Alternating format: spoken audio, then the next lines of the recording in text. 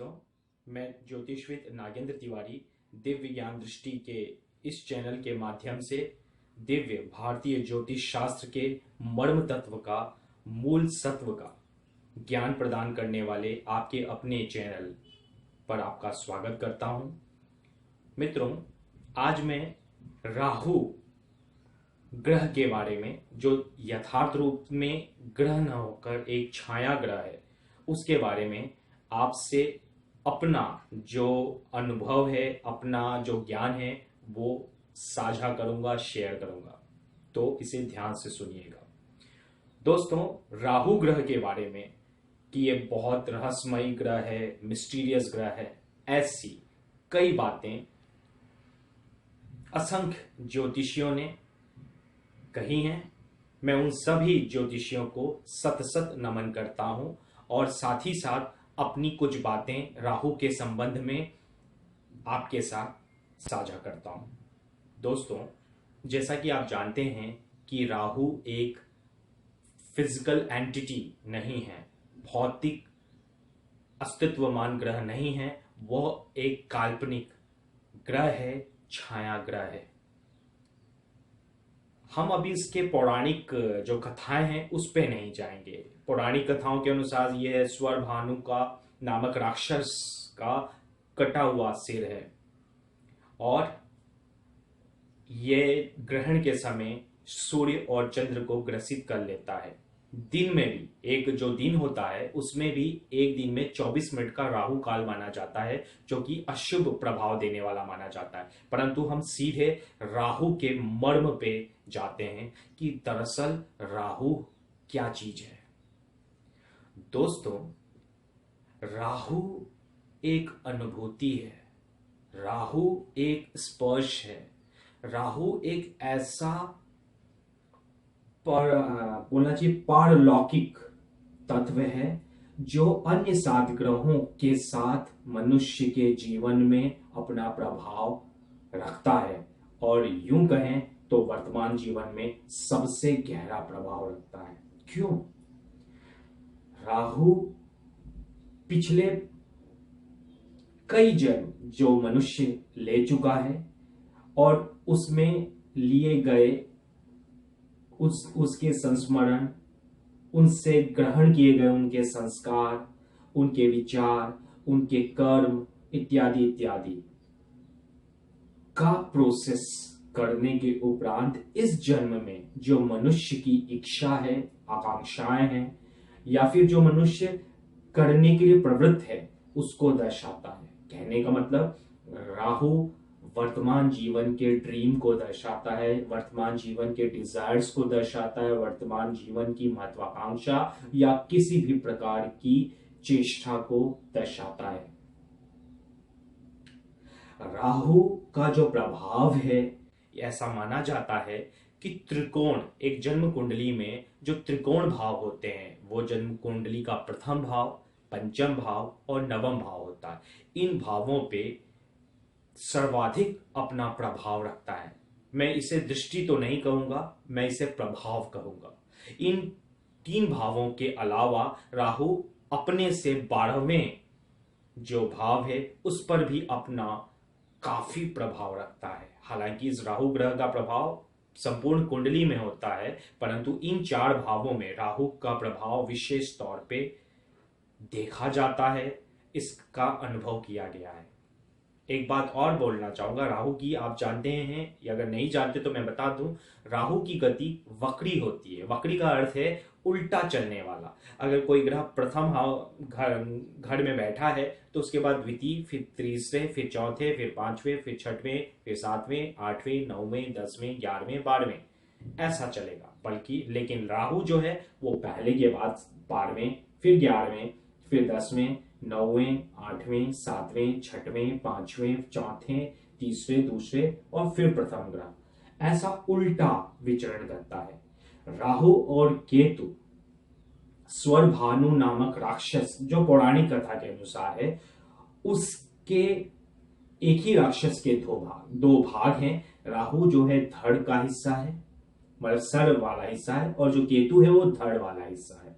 कुछ लोग उल्टा भी कहते हैं कि राहु दरअसल धड़ है और केतु सर है। लेकिन मैं जो अनुभव किया हूं या मैंने जो राहु और केतु के बारे में रिसर्च किया है उसके अनुसार यही पाता हूं कि दरअसल राहु ऊपर का भाग है। कहने का मतलब ऊपर का भाग क्या है, आप सबसे पहले किसी चीज को अपनी इंद्रियों के थ्रू ग्रहण करते हैं। इंद्रियां क्या है, सबसे अधिक जो इंद्रियों की संख्या है हमारे सर के भाग में ही है।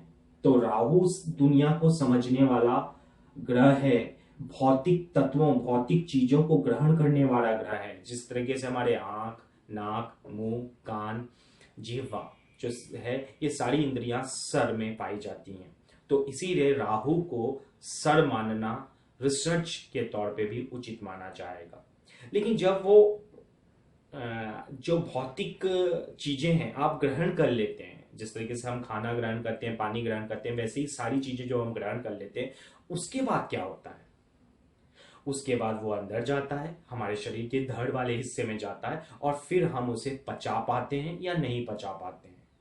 तो ये जो स्थिति होती है वो केतु की होती है। तो हम केतु के बारे में अगली कड़ियों में चर्चा करेंगे, परंतु आज हम राहु के बारे में विस्तार से अपना जो ज्ञान है उसको बनाने का क्रम जारी रखते हैं।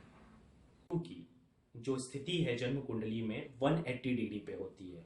अर्थात यदि राहु पहले भाव में बैठा है तो उसके अपोजिट जो 7वां भाव होता है उसमें केतु बैठा होगा। राहु अगर 12वें भाव में बैठा है तो उसके अपोजिट 6वें भाव में केतु बैठा होगा। ठीक है, राहु जो है जैसा कि मैंने आपको बताया वर्तमान जीवन की अभिलाषाओं, इच्छाओं, सपनों, ड्रीम इत्यादि इत्यादि को प्रदर्शित करता है, उसका प्रतीक है।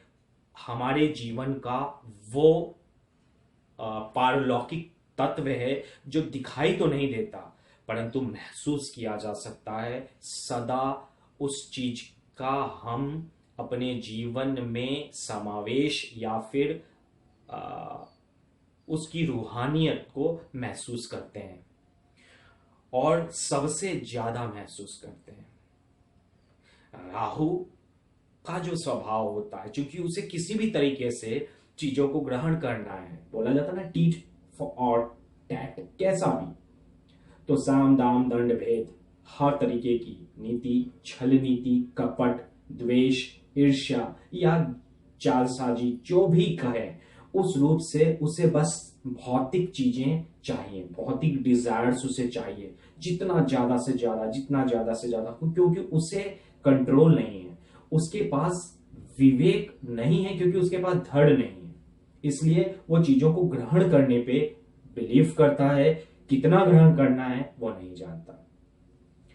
इसलिए राहु अगर किसी घर में बैठा हो तो उस घर में अति सर्वत्र वजयेत के सिद्धांत को परिलक्षित कर देता है, उसको उस घर में एक्टिवेट कर देता है और उस कोई भी चीज की अति विनाशकारी साबित होती है। इसलिए राहु उस घर में बैठकर उस घर के जो भी प्रभाव है उसमें इतनी वृद्धि करता है कि वो ग्रह का प्रभाव नाश हो जाता है। कहने का मतलब अति से आप क्या होगा, आप एक रसगुल्ले को 1 रसगुल्ला, 2 रसगुल्ला, 3 रसगुल्ला, 4 रसगुल्ला ऐसे करके आप रसगुल्ले का पान करते जाएं, एक समय ऐसा आएगा कि आपको बदहजमी हो जाएगी। आपका शरीर जो रसगुल्ले की इच्छा रखकर रसगुल्ला को खाने का प्रयत्न किया था या रसगुल्ला का पान कर रहा था, वो रसगुल्ला ही उसके लिए सबसे बड़ा अभिशाप बन जाएगा। यही स्थिति राहु का। इसीलिए कहा जाता है कि राहु जिस घर में बैठता है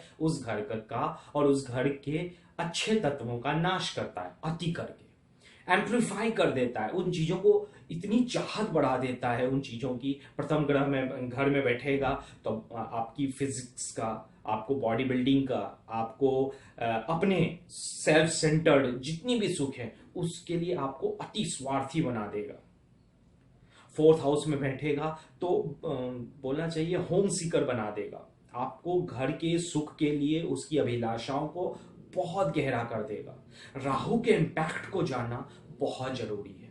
हम पौराणिक कथाओं के माध्यम से राहु का जो हमारे सामने तथ्य रखा गया है उससे इतर जाके आज के वैज्ञानिक दृष्टिकोण में जो राहु का स्थिति है उसे हमें जानना बहुत जरूरी है, क्योंकि राहु को अगर आपने समझ लिया तो आप समझ जाएंगे कि इस जन्म का हमारे जीवन का जो उद्देश्य है वो दरअसल भौतिक उद्देश्य क्या है।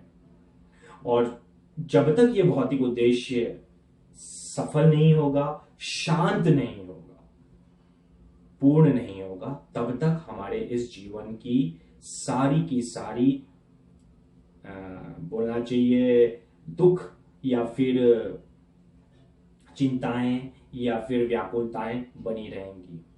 इन इच्छाओं का जो द्योतक है हमारी कुंडली में वो राहु है। प्रोफेशन में अगर आप देखें तो राहु बहुत बड़े राजनेता बनाता है, राहु बहुत अच्छे खिलाड़ी बनाता है, राहु बहुत अच्छे फिल्म स्टार या मीडिया पर्सनालिटी बनाता है, बहुत ही व्यापक प्रभाव रखने वाले उद्योगपति या बिजनेसमैन भी बनाता है। जुए, सट्टे, शराब इत्यादि बुरे कामों को करने वाले माफिया, डॉन, इस तरीके की चीजें राहु अपने नेगेटिव इंपैक्ट के थ्रू बना देता है। राहु का सकारात्मक प्रभाव भी होता है। अगर राहु किसी ऐसे ग्रह के साथ बैठ गया है जो ग्रह फिजिकल एंटिटी में शुभ ग्रह माना जाता है, प्रकाशीय ग्रहों सूर्य और चंद्र को छोड़कर शुभ ग्रह हैं शुक्र, गुरु, बुध, ये ग्रहों के साथ अगर बैठता है तो पॉजिटिव उस भाव जिस भाव में ये ग्रह बैठे हुए हैं उस भाव के कारकत्व में वृद्धि करता है। ये वृद्धि कैसी है? ये वृद्धि वैसी है जैसे कि आप अपने घर में एक लाइट लगा है और आपके साथ ये उस घर में और भी दूसरी लाइट लगा दिया, प्रकाश तो बढ़ गया, परंतु अगर आप ये लाइट्स लगाते जाएं और अति प्रकाश कर दें तो उस प्रकाश में आपका जो कमरा है वो चौंधिया उठेगा। आप कोई भी चीज को सहजता पूर्वक देख तो पा रहे होंगे लेकिन सहज नहीं रह पाएंगे। कहने का मतलब उस भाव का जो प्राकृतिक स्वरूप है, जो प्राकृतिक ब्यूटी है, वो बढ़ाने के इस प्रभाव को बढ़ाने के कारण वो नष्ट कर देता है, उसको करप्ट कर देता है। राहु भ्रष्ट करता है किसी भी घर के प्रभाव को। पॉजिटिविटी इंपैक्ट में यही है कि अगर उस घर का प्रभाव क्षीण है तो राहु उसको थोड़ा बढ़ा देता है। सिर्फ यही इसकी एक पॉजिटिविटी मानी जाती है। ऐसा नहीं कि राहु पॉजिटिव नहीं है। राहु हमारे डिजायर्स का और उसकी प्राप्ति का एक साधक है, एक माध्यम है। और राहु हमारी वो अनुभूति है, वो सपने हैं जिसके कारण हम इस जीवन को समझते हैं, देखते हैं, सुनते हैं, जानते हैं। इसलिए राहु को नेगेटिव नहीं समझना है, राहु को समझकर अपने उस भाव की तुष्टीकरण करके अपने विवेक के माध्यम से उस भाव का सही ढंग से समाधान करना है, उस भाव को शांत करना है। जहां पे ये राहु बैठा है वही भाव इस जन्म का मूल इच्छा है, मूल उद्देश्य है। आप अगर उसका विवेक पूर्वक सही ढंग से निर्णय लेकर उसका उचित समाधान कर पाएंगे, उसका उचित निराकरण कर पाएंगे, उचित पूर्ति कर पाएंगे, तो आप समझ जाइए कि आपका ये मानव जीवन काफी हद तक तुष्ट हो जाएगा। तो राहु का जो मंत्र है वो ओम भ्राम भ्रीम भ्रूम सह राहवे नमः। इस मंत्र का 18,000 बार जाप करना है और 40 दिन तक जाप करना है। तो यदि कुंडली में राहु का प्रभाव अनिष्टकारी है, किसी ऐसे भाव में बैठा है जो भाव की शुभता में कमी ला रहा है, तो आप उस भाव की को शुभता में बदलने के लिए, शुभता के रूप में लाने हेतु राहु के इस मंत्र का जाप नित्य 18,000 बार लगातार 40 दिनों तक करते रहें। यही राहु की शांति का सर्वश्रेष्ठ उपाय है। दूसरी बात मैं आपको ये कहना चाहूंगा कि राहु के हर एक ग्रह में मीन्स घर में जाने पर, जो जन्म कुंडली के 12 भाव हैं उसमें जाने पर अलग अलग प्रभाव होते हैं। राहु जिस भाव में बैठता है, जिस भाव के स्वामी के साथ बैठता है, उसके अनुसार अपने आप को ढाल लेता है। छाया होने के कारण। ये एक ऐसी चीज है, आप जैसे आप छाया बोलने से आप समझ सकते हैं कि छाया चूंकि दिखाई नहीं देती, इसलिए मैं आपको बताऊंगा कोई फिजिकल एंटिटी जिस पे लाइट पड़ रही है, लाइट अपने आप में कोई फिजिकल एंटिटी नहीं दिखाई दे रही है उस वस्तु पे पड़ने पे, लेकिन उस वस्तु पे उस लाइट का प्रभाव आपको साफ नजर आएगा। तो वो जो वस्तु है उसके अनुरूप वो लाइट, अगर वो ब्लैक कलर का एंटिटी है तो ब्लैक हो जाएगी, अगर वो व्हाइट कलर का एंटिटी है तो जो रूप में उसका है वो रूप उसको परिवर्तित करके दिखाई देगा। तो राहु की स्थिति, राहु का स्वरूप उस भाव के जो स्वामी है, उस भाव की जो राशि है, उस भाव में बैठा हुआ जो ग्रह है, सबसे अधिक उस भाव में बैठा हुआ ग्रह, अगर कोई ग्रह बैठा है तो राहु का प्रभाव उसी ग्रह के अनुरूप हो जाएगा। अगर शनि और मंगल के साथ बैठा है राहु तो शनि और मंगल तुल्य हो जाएगा। लेकिन कैसा शनि और मंगल? जो बहुत ही ज्यादा बेलगाम है, क्योंकि राहु उनके प्रभाव को अति तक बढ़ाएगा, तो उनका अनिष्टकारी प्रभाव अति रूप से अनिष्टकारी हो जाएगा। परंतु एक बात और ध्यान रखना जरूरी है, अगर शनि और मंगल उस कुंडली में योग कारक बन के बैठे हुए हैं या शुभ प्रभाव उत्पन्न करने वाले बैठे हैं, तो राहु के बैठने से अशुभ प्रभाव नहीं उत्पन्न करने लग जाएंगे, वो शुभ प्रभाव करेंगे, वो भी बहुत विस्तारित रूप से शुभ प्रभाव करेंगे। अंततः चूंकि अति करेंगे इसलिए उस भाव का प्रभाव उस व्यक्ति के लिए विनाशक साबित होगा। जैसे कि कोई बंदा करियर में अगर मंगल बैठा है और वो जो कुंडली है सिंह लग्न की कुंडली है, तो वहां पे जो मंगल होते हैं उनका प्रभाव शुभ रहता है, क्योंकि मंगल सिंह लग्न की कुंडली में मंगल का जो स्वामी, जिस भाव के स्वामी है उसमें से एक भाव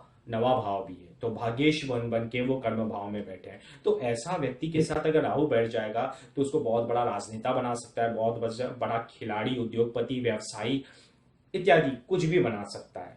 परंतु वो व्यक्ति अपने व्यवसाय, अपने व्यापार या राजनेता जो भी वो पोजीशन लिया है, जो भी वो व्यवसाय चुना है, उस रास्ते में आने वाले किसी भी विरोध को कुचलने में विश्वास रखता है, उसको समाधान न करके वो दमनकारी हो जाता है। तो बना तो बड़े ऊंचा पोजीशन पे देगा, आपको ऊंचा पोजीशन दिला देगा, परंतु व्यक्ति को निरंकुश बना देगा। तो राहु का इसीलिए कहा गया है, चूंकि अहम भरता है, राहु का मूल प्रभाव आप जानना चाहते हैं तो अहंकारी बना देता है इंसान को, इसलिए अहंकार नाश का कारण बनता है, विपत्ति का कारण बनता है। तो राहु के बारे में और इतनी सारी बातें हैं जो अगर आप सुनेंगे, गुरु के साथ अगर राहु बैठता है तो व्यक्ति के विवेक को हर लेता है, विनाशकाली विपरीत बुद्धि जैसी स्थिति बना देता है। तो ये सब स्थितियां एक परिप्रेक्ष्य में तो देखी जा सकती हैं, परंतु जन्म कुंडली का समुचित और समग्र जब तक हम अवलोकन न कर लें, विश्लेषण न कर लें, उसकी स्थिति को न जान लें, हम बोल नहीं सकते। जैसे मैंने आपको बताया, गुरु के साथ बैठने से राहु इंसान की बुद्धि को भ्रष्ट कर देता है, उसके विवेक को हल लेता है। परंतु यही गुरु के साथ अगर राहु, गुरु का स्ट्रेंथ ज्यादा है और राहु का स्ट्रेंथ कम है, तो यही जो स्थिति है व्यक्ति को जुनूनी हद तक साधक बनाती है। व्यक्ति अगर स्पिरिचुअल पथ पे है तो उसको एक्सट्रीमली स्पिरिचुअल बनाती है, उच्च आध्यात्मिक शक्तियां दे देती है।